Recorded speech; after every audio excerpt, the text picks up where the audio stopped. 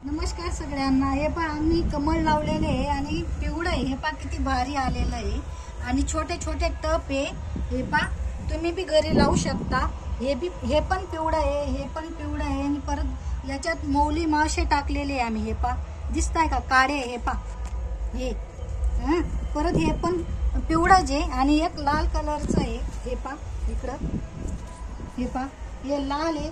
हे तर खूप मोठं फूल येतं, कारण हे माझ्या मते 5-6 महिने झाले असतील आणायला।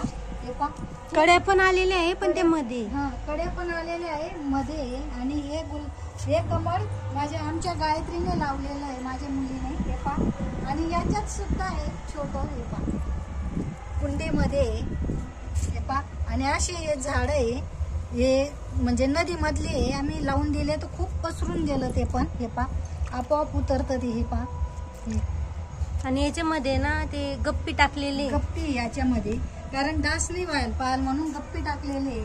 याला जेव्हा लाल कमळ येईल तेव्हा मी तुम्हाला दाखवेल। तर परत आजचा व्हिडिओ कसा वाटला मला कमेंट मध्ये सांगा। सबस्क्राईब करा, कमेंट करायला विसरू नका। चला।